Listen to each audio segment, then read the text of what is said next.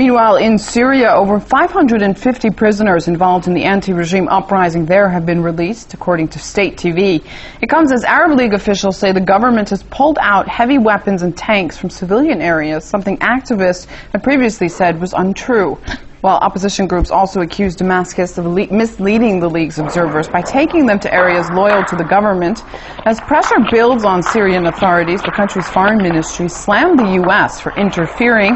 That's after Washington sent an envoy to the Arab League for talks on the latest developments. Well, for more on this, let's now talk to political analyst and journalist Dr. Omar Nashabe. He joins us live on the line from Beirut. Thanks for being with us.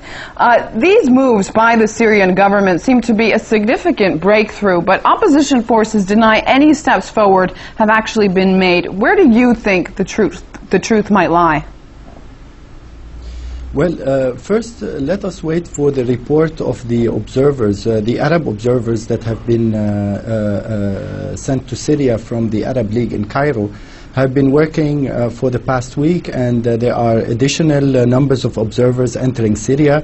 They are under a lot of pressure. Apparently there is some American pressure. There are pressures by some Arab countries that are pro-American on the observers to actually affect the way they will draft their reports. These observers, the Syrian officials, have been given the observers access to all locations in Syria. Today the observers are visiting the prison in Daraa. They have access to police stations. They have access to different localities in the different neighborhoods where there was a lot of tension. There were some leaks. Now let's just note this important element that there was some leaks. Or some alleged leaks on YouTube and on some media that the observers were criticizing the Syrian authorities for the way the Syrian authorities handling the situations, and were saying that the Syrian army has been shooting at the observers. Later on, the head of the observers, who is a Sudanese officer, gave a statement denying all these alleged leaks and saying that the Observers Commission has not issued its report yet. It will, the head of the Observers group will be back in Cairo on Saturday, and on Sunday there will be a meeting.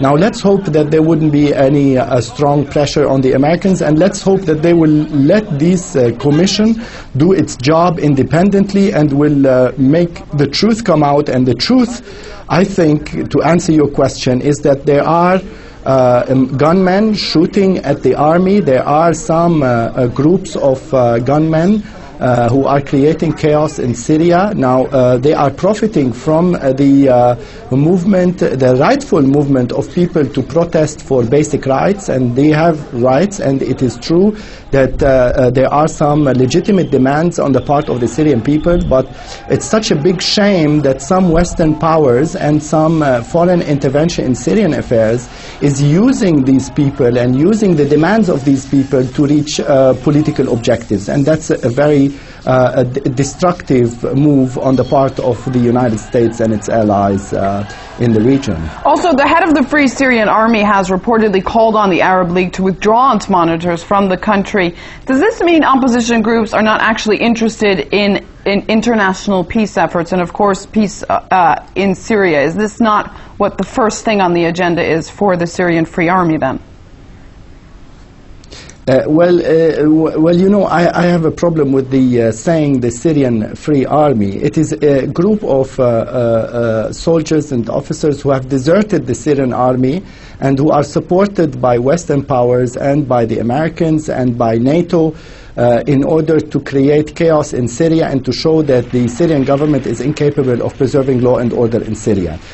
So they will do everything in their power, them and their supporters, to actually make sure that the report of the Arab monitors or the observers is a report to their interests and to the interests of the powers, the Western powers that have been calling for a regime change in Syria.